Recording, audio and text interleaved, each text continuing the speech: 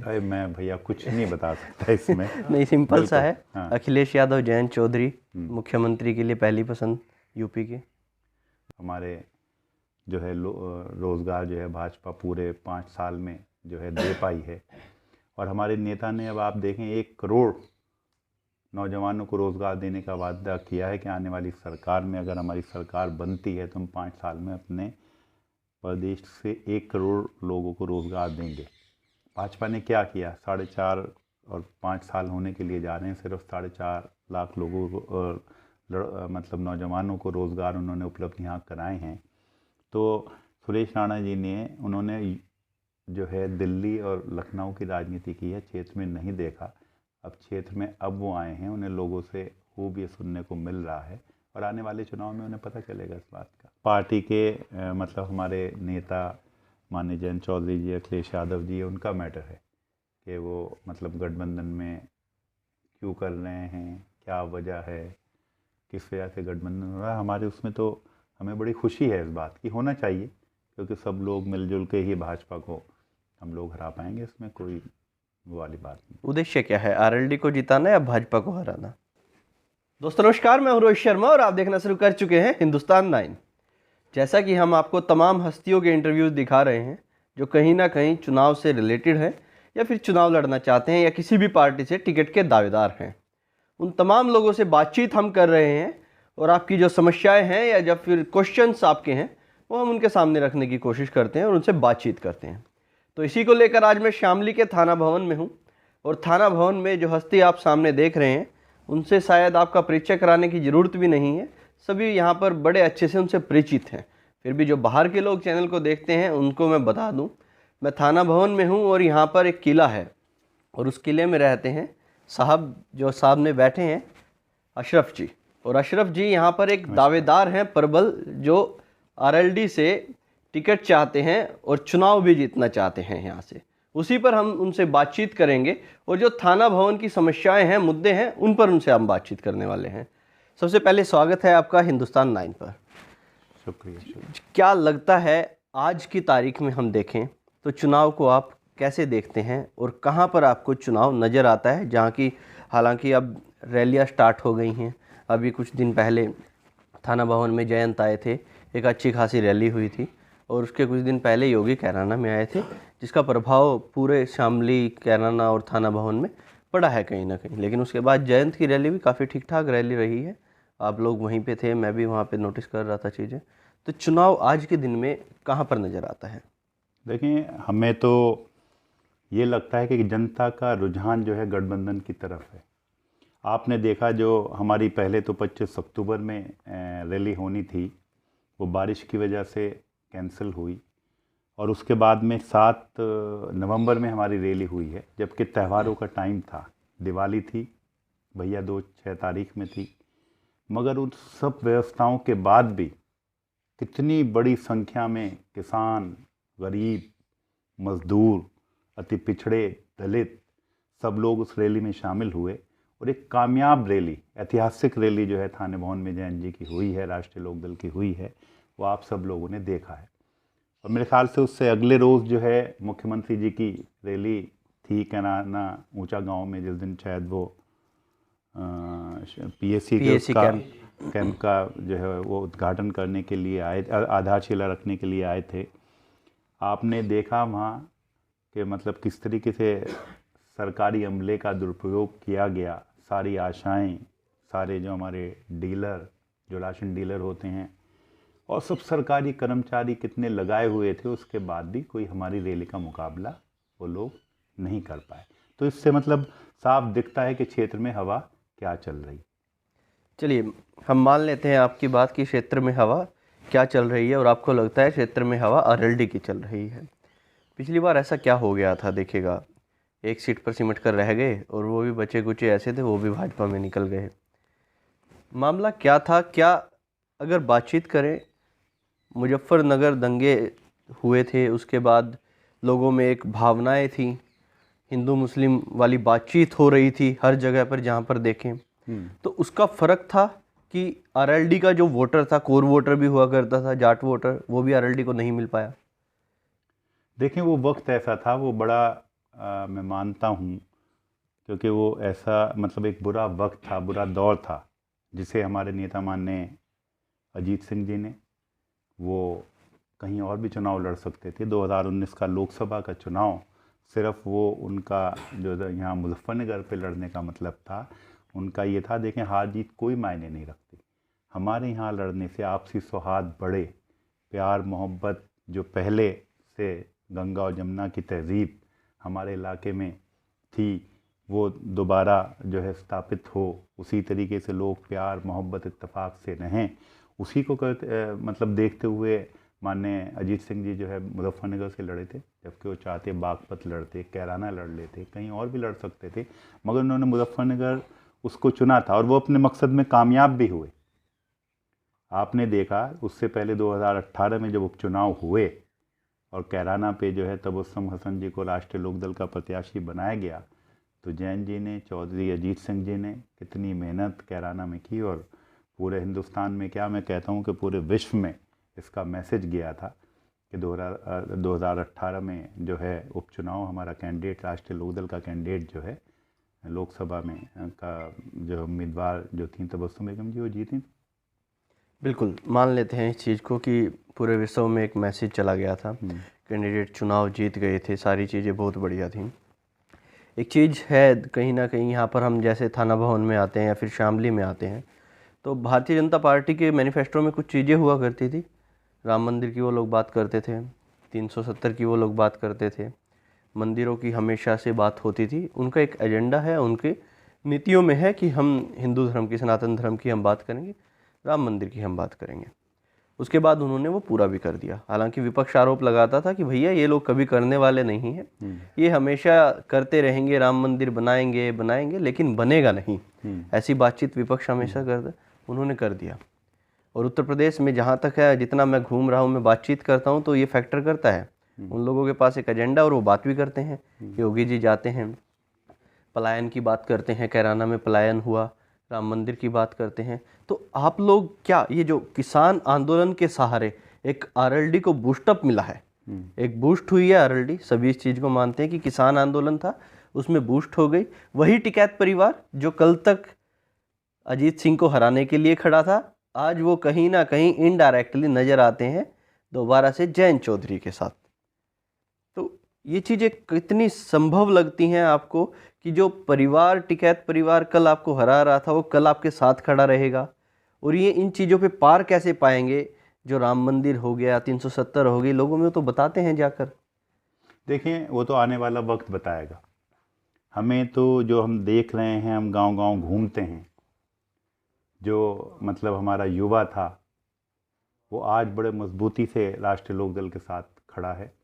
और वो सिर्फ खड़ा भी मतलब इसलिए है कि जो नारे भाजपा ने दिए थे, सरकारी नौकरियां, प्रधानमंत्री जी कहते थे जब 2014 का चुनाव हुआ कि हर साल में जो है 2 करोड़ युवाओं को रोज़गार देंगे। आप देखें कहाँ गए रोज़गार, बल्कि जो हमारी मतलब कहीं रोज़गार मतलब लोगों के, हमारे युवाओं के चयन भी हुए थे। यूपी पुलिस में देख लें आप, न जाने कितनी दरोगाओं की भर्ती, 4400 कुछ कैंडिडेट हैं, वो लटकी पड़ी है। कोई भी मतलब उन्हीं की तरफ से, भाजपा के लोगों में से जाके कोर्ट में खड़ा हो जाता है, कोर्ट में जाके स्टे होता है, और वो बेचारे सब कुछ तैयारी करने के बाद जब उनका ज्वाइनिंग का टाइम आता है तो सब रुक के रह जाता है। लोग बाग मतलब इस चीज़ को देख रहे हैं। देखें मंदिर जो है बना, सब मतलब ये वो था कि जो सुप्रीम कोर्ट का आदेश होगा सबको मान्य होगा। हमें बड़ी खुशी है इस बात की, हमें बड़ी खुशी है कि जो सुप्रीम कोर्ट का जो आदेश आया था उसे सभी लोगों ने जो है माना और वो इम्प्लीमेंट हुआ, और वहाँ पे मंदिर भी बन रहा है। बड़ी खुशी की बात है। मस्जिद के लिए भी जो है सुप्रीम कोर्ट ने एक जगह यूपी सरकार को कही है और वो दी गई है। और हम तो चाहते थे, देखें हमारा तो दिल से वो था, हमारे नेता माने चौधरी अजीत सिंह जी, जैन सिंह जी, वो सब मतलब यही कहते हैं कि हमें मज़हब और इन बरादरियों से ऊपर उठ के जो है हमें अपने किसानों के लिए, गरीबों के लिए जो है उनकी लड़ाई लड़नी है। अब आप देख लें, हमारे तो प्रदेश के गन्ना मंत्री जो है हमारी सीट से हैं, फिर भी सबसे फसड्डी जो मिल है हमारे क्षेत्र में जो पड़ती है, Bajaj Hindustan limited, Bajaj sugar mill जो है, सबसे ज़्यादा पेमेंट उसके पास जो है रुका हुआ है किसानों का। आप देखते हैं जहाँ का कोई गन्ना मंत्री होता है या बिजली मंत्री होता था, वहाँ बिजली बहुत अच्छी आती थी। जब ये गन्ना मंत्री बने, सब लोगों को बड़ी खुशी थी कि भाई अब पश्चिम उत्तर प्रदेश के गन्ना मंत्री बने हैं, और ख़ास तौर से शामली ज़िले के बने हैं, तो हमें मतलब टाइम से वही 14 दिन में पेमेंट होगा हमारा, और किसानों की जो परेशानी है वो दूर होंगी। आप बताइए कहीं कुछ हुआ हो तो? एक भी नौजवान को, अगर हमारे इस इलाके से आप गांव में चलिए मेरे साथ और जाके आप पूछिए वहाँ पे कि कोई आदमी कहीं किसी मिल में राणा जी ने यहाँ क्षेत्र का लगवाया हो, आप हाथ उठवा के देखिए, कहीं कोई हाथ उठाने वाला नहीं मिलेगा।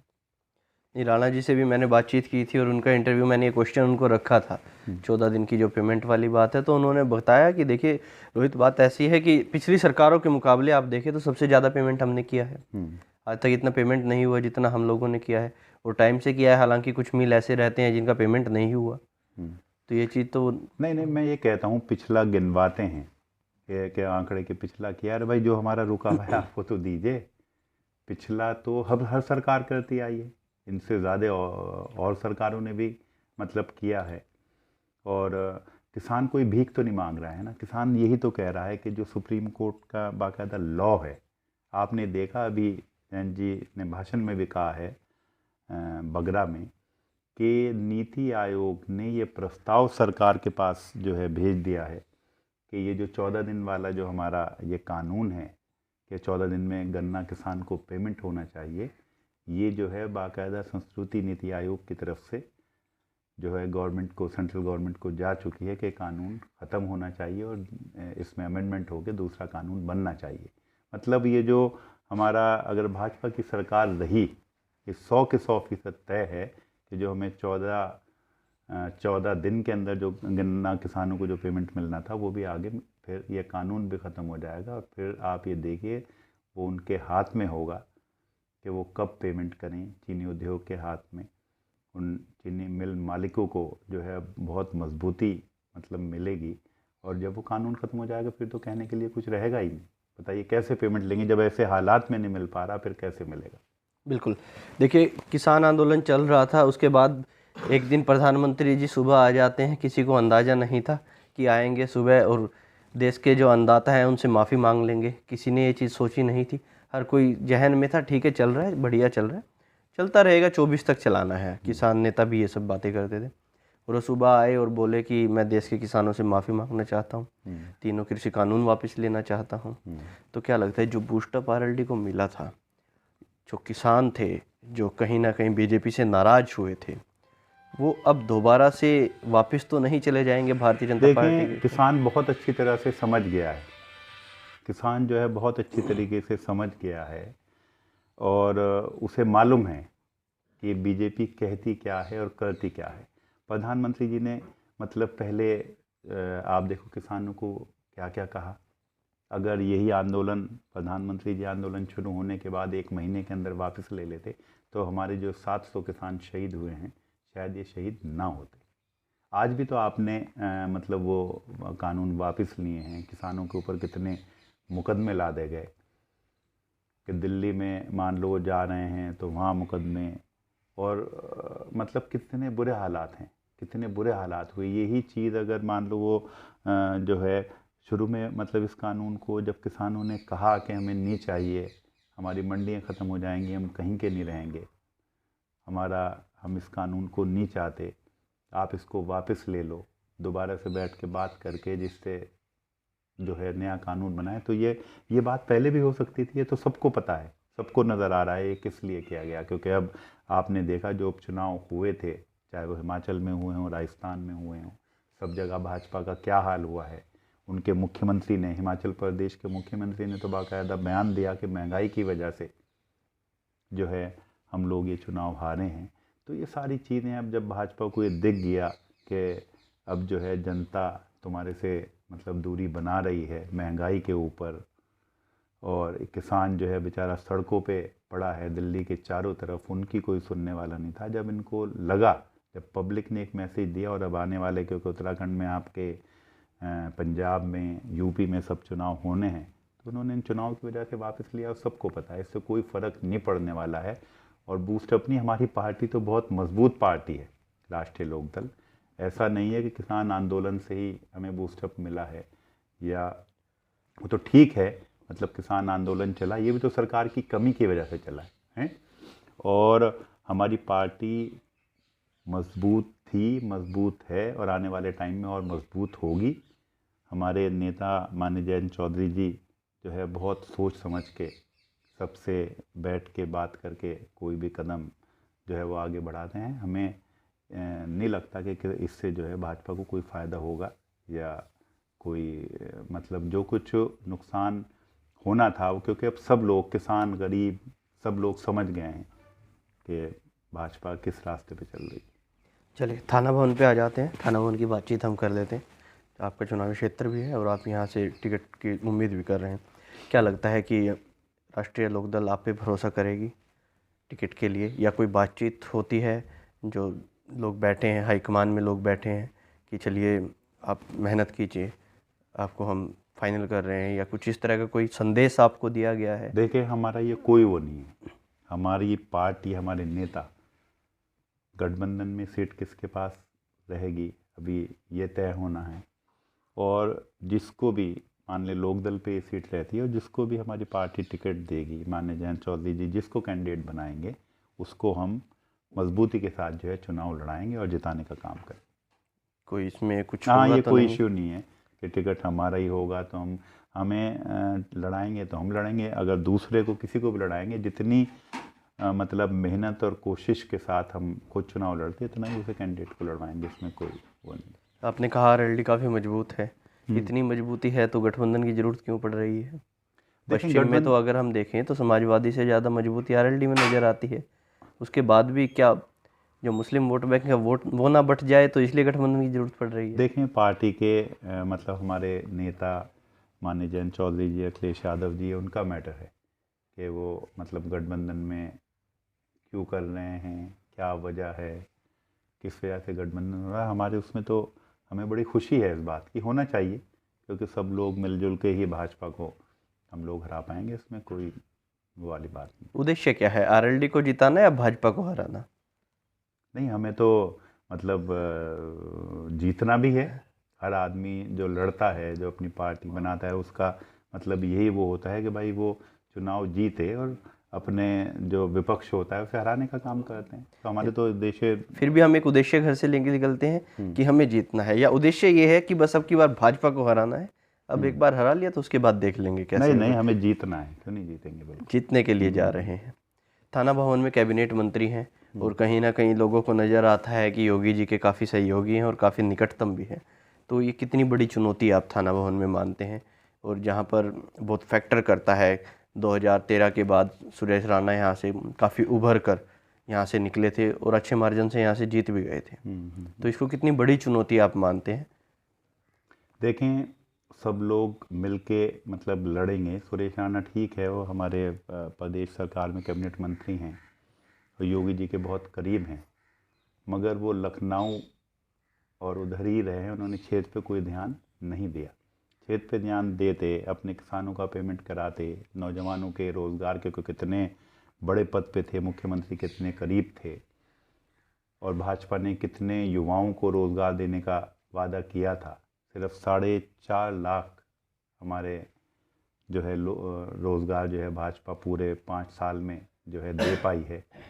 और हमारे नेता ने, अब आप देखें, 1 करोड़ नौजवानों को रोज़गार देने का वादा किया है कि आने वाली सरकार में, अगर हमारी सरकार बनती है तो हम 5 साल में अपने प्रदेश से 1 करोड़ लोगों को रोज़गार देंगे। भाजपा ने क्या किया? 4.5 और 5 साल होने के लिए जा रहे हैं, सिर्फ 4.5 लाख लोगों को मतलब नौजवानों को रोज़गार उन्होंने उपलब्ध यहाँ कराए हैं। तो सुरेश राणा जी ने, उन्होंने जो है दिल्ली और लखनऊ की राजनीति की है, क्षेत्र में नहीं देखा। अब क्षेत्र में अब वो आए हैं, उन्हें लोगों से खूब ये सुनने को मिल रहा है, और आने वाले चुनाव में उन्हें पता चलेगा इस बात का। उनसे हम जब भी बात करते हैं तो बड़ा बखूबी बताते हैं, हमने सड़कें बना दी, गांव-गांव तक पहुंचा दिया, बिजली पहुंचा दी गांव-गांव में, जहां पर बिजली कभी आती नहीं थी, कभी 6 घंटे 7 घंटे बिजली आया करती थी। हाँ, वो कहते हैं अपने भाषणों में, जबकि सबको पता है कि बिजली जो है, जो पिछला शासन था उसके आखिर में ही 2017 में बिजली बहुत सही हो गई थी, ठीक गांव में देहात में मिलने लगी थी सापा के शासन से। और उसके बाद में कोई बहुत बड़ा सुधार हमें नहीं लगता भाजपा ने मतलब उसमें किया है, हमें नज़र नहीं आता। हमारे तो आज हाईवे है, आप देख लें, मतलब 5.5 साल सरकार को होने जा रहे हैं, अभी तक ये दिल्ली से सहारनपुर का रोड ये कंप्लीट नहीं हुआ। क्या हालात हैं, आप यहाँ से सहारनपुर जाएंगे, देखिए कितने वक्त में पहुँचेंगे। 40 किलोमीटर का सफ़र है, आप 2 घंटे में भी उसको तय नहीं कर पाएंगे। अभी गठबंधन पे कुछ तय हुआ कि कहाँ पर कितनी सीटें? गठबंधन में देखें, ये हाईकमान का मामला है, हमें इसमें कुछ हम नहीं बता सकते। उन लोगों में बैठ के तय होना है कि कौन कितनी सीटों पे लड़ेगा, क्योंकि समाजवादी पार्टी, राष्ट्रीय लोकदल और भी हमारे दल हैं, उनका सबका मिलकर गठबंधन तय होना है, फिर सीटें तय होनी है। वो नहीं मालूम है, हम तो कैंडिडेट हैं और घूम रहे हैं, और कैंडिडेट भी नहीं, आप ये कह लें हम तो एक कार्यकर्ता हैं पार्टी। जिसको पार्टी चाहेगी वो चुनाव यहाँ से लड़ेगा और उसे मजबूती के साथ लड़ाने का काम करें। चलिए, कुछ 2-3 नाम हैं, उनमें से अगर आपको एक चुनना पड़े तो आप किसको चुनेंगे? अरे मैं भैया कुछ नहीं बता सकता इसमें। नहीं, सिंपल सा है। हाँ। अखिलेश यादव, जयंत चौधरी मुख्यमंत्री के लिए पहली पसंद यूपी के। देखें, वो तो वो भी सब उनमें मतलब पार्टी में नेताओं में सब तय होना है। और ये आप भी समझ रहे हैं जैन जी, कहीं ये नहीं कहते कि भाई हम कोई मतलब मुख्यमंत्री के एज ए कोई वो फेस हैं या कोई मुख्यमंत्री का मतलब उनके अंदर हमारे गठबंधन में कोई तकरार है, ऐसा नहीं है। हमारा मकसद सरकार बनाने का है और वो सब मतलब होगा। वो तो मुझे नहीं लगता जैन जी जो है वो कि वो अब विधानसभा का भी चुनाव लड़ेंगे। नहीं, अगर आपकी पसंद देखें, अखिलेश यादव और जयंत चौधरी मुख्यमंत्री यूपी के। हमारी पसंद तो हमारे नेता हैं माननीय जयंत चौधरी जी। प्रियंका गांधी, मायावती? देखें, उनके बारे में मैं क्या कहता नहीं, उसमें से अगर आपको एक चुनना पड़े। अब मैं इस बारे में देखें कोई वो नहीं कर सकता, उनके कांग्रेस का और उनका मैटर है, वो कौन बनता है कौन नहीं। और आपको ये सब जान रहे हैं कि भाई जो चुनाव जो होना है, चुनाव तो गठबंधन में और भारतीय जनता पार्टी के बीच होना। नहीं, अगर एक नाम इनमें से आपको चुनना पड़े? ये किसका? अगर तो 2 नाम आपके सामने हैं, हाँ, प्रियंका गांधी और मायावती जी, तो उत्तर प्रदेश के मुख्यमंत्री अब वो के तो लिए पता नहीं, मतलब अब अगर आपको चुनना पड़े, आपको कौन सा नाम अच्छा लगता है? मैं इसमें कोई मैं अपने नेता के बारे में मतलब बिल्कुल ज़रूर कह सकता हूँ। दूसरी पार्टियों को मतलब वो है, उसमें जो है वो तो उनका मैटर है, वो लोग वो करेंगे। देश के लिए अगर राहुल गांधी और नरेंद्र मोदी? वो भी कांग्रेस और बीजेपी का वो है। हम तो चाहेंगे कि मतलब उस पार्टी का शासन आए जो सबको साथ लेके चले, सबका विकास हो, हमारे नौजवानों की जो परेशानी हैं, जो हमारे किसानों की दिक्कतें हैं और जो बेरोज़गारी है, महंगाई है, ये ख़त्म होनी चाहिए। बिल्कुल। कोई थाना भवन के लोगों से कोई बात कहना चाहेंगे, कोई संदेश देना चाहेंगे? मैं तो थाना भवन के लोगों से ये कहना चाहता हूँ कि आप लोग जो है मतलब आपस में आपसी सौहार्द बना के, आपस में प्यार मोहब्बत इत्तेफाक के साथ सब इकट्ठा होकर जो है आप उस कैंडिडेट को चुनें जो क्षेत्र के विकास के लिए सोचे, जो हमारे जो नौजवानों की समस्याएं हैं, जो परेशानी हैं, उन्हें दूर कर सके और इस गरीबी को और जो इस महंगाई को जो है दूर करने का काम करें। जी, धन्यवाद। देखिएगा, अभी हम बातचीत कर रहे थे और बखूबी अपने सभी सवालों के जवाब दिए, और जो थाना भवन से कैबिनेट मंत्री हैं सुरेश राणा जी, उन पर कुछ आरोप भी लगाए हैं। कोशिश रहेगी कि उन सभी के जवाब सुरेश राणा जी से ले जाएं। जब भी हमारी मुलाकात होगी तो ये सारे तमाम सवाल हम उनके सामने रखेंगे। मैं हूँ रोहित शर्मा और आप देख रहे हैं हिंदुस्तान 9। जय हिंद।